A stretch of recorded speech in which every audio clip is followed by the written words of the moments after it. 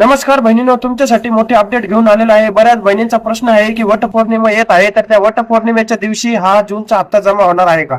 तर बहिणींनो, याबद्दल एक मोठी अपडेट आलेली आहे आणि ती अपडेट मी तुम्हाला याच व्हिडिओमध्ये देणार आहे। व्हिडिओ शेवटपर्यंत नक्की बघायचा आहे। तसेच हा जूनचा हप्ता तुमच्या खात्यात वटपौर्णिमेच्या दिवशी जमा होईल का ते पण मी तुम्हाला या व्हिडिओमध्ये सांगणार आहे।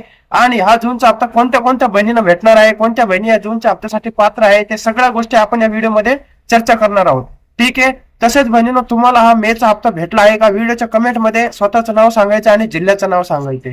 ठीक आहे। असं मी का विचारतोय ते पण तुम्हाला कळेल व्हिडिओमध्ये। व्हिडिओ तुम्ही शेवटपर्यंत नक्की बघायचा आहे। वेळ न वाया घालता डायरेक्ट आपण आपल्या व्हिडिओला सुरुवात करूया। तर बहिणींनो, साम टीव्ही वरची एक मोठी बातमी तुम्हाला इथं दिसत असेल। काय आहे ते तुम्हाला मी एकदा वाचून दाखवतो। लाडकी बहीण योजना महिना संपायला अवघे 8 दिवस बाकी, जूनचा हप्ता कधी जमा होणार? लाभार्थी महिलांमध्ये 1500 ची उत्सुकता। हे तर बहिणींनो, सगळ्याच बहिणींना उत्सुकता लागली असेल आता जून हप्त्याची, कारण आता त्यांच्या खात्यात मेचा हप्ता तर जमा झालाय। आता त्यांना जून महिन्याच्या हप्त्याची उत्सुकता तर सगळ्याच बहिणींना लागली असेल। आता तो जून हप्ता कधी जमा होणार आहे आणि हा जूनचा हप्ता तुमचा रखडला नाही पाहिजे यासाठी पण काय करायचं आहे ते पण मी तुम्हाला सांगणार आहे। तसेच याच पेजवर दुसरी एक महत्वाची गोष्ट तुम्हाला इथं दिसत असेल, हप्ता कधी जमा होणार? राज्य शासनाकडून डीबीटी म्हणजे डायरेक्ट बेनिफिट ट्रान्सफर प्रणालीद्वारे थेट महिलांच्या खात्यात पैसे पाठवण्यात येतील। सूत्रांनी दिलेल्या माहितीनुसार वटपौर्णिमेला महिलांच्या खात्यात जून महिन्याचा हप्ता येऊ शकतो। हे बघा बहिणींनो, ठीक आहे। 29 जून रोजी वटपौर्णिमा आहे। राज्यात आजपासून पावसाळी अधिवेशन पण सुरू झालं आहे। या अधिवेशन दरम्यान लाडकी बहीण योजनेवर चर्चा होण्याची शक्यता आहे। पावसाळी अधिवेशन तुम्हाला माहित असेल तर बहिणींनो चालू झालेलं आहे आणि या अधिवेशनात लाडकी बहीण योजनेवर पण चर्चा केली जाऊ शकते। तसेच 29 जून रोजी वटपौर्णिमा आहे, त्या दिवशी तुमच्या खात्यात हा जूनचा हप्ता जमा होऊ शकतो। बहिणींनो, अशी एक मोठी अपडेट तुम्हाला इथं दिसत असेल। कोणत्या बहिणींना असं वाटतं की वटपौर्णिमेच्या दिवशी हा जूनचा हप्ता आपल्या खात्यात जमा व्हावा? त्यांनी व्हिडिओच्या कमेंट मध्ये होय की नाही नक्की सांगायचे।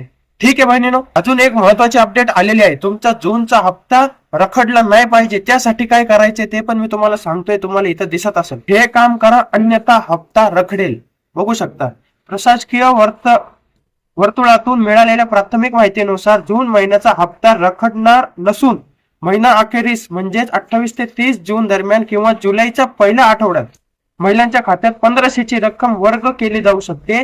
ज्या महिलांचे बँक खाते आधार लिंक आणि ऍक्टिव्हेट आहे त्यांना सर्वात आधी हा लाभ मिळेल। बघू शकता बहिणींनो, ज्यांचं बँक अकाउंट आधार कार्डशी लिंक आहे आणि ऍक्टिव्हेट आहे त्या बहिणींना आधी हा जूनचा हप्ता मिळेल। ठीक आहे। अजून काय दिलेलं आहे, त्यामुळे ज्या लाभार्थी महिलांनी अद्याप आपले बँक खाते आधारशी लिंक केले नसेल त्यांनी तातडीत बँकेत जाऊन केवायसी प्रक्रिया पूर्ण करून घ्यायची आहे। बहिणींनो, ज्या बहिणींनी केवायसी केली आहे बँकेत जाऊन त्यांनी व्हिडिओच्या कमेंट मध्ये होय की नाही नक्की सांगायचे। ज्यांनी केवायसी केली आहे त्या बहिणींच्या खात्यात सर्वात आधी हा जूनचा हप्ता जमा होणार आहे। तर बहिणींनो, तुमचा पण हप्ता न रखडावा त्यासाठी बहिणींनो बँकेत जाऊन आधार कार्डची लिंक आहे की नाही एकदा चेक करून घ्या, केवायसी केली आहे की नाही एकदा चेक करून घ्या। ठीक आहे बहिणींनो, या 3 महत्वाचे अपडेट तुम्हाला मी दिलेले आहे या व्हिडिओमध्ये।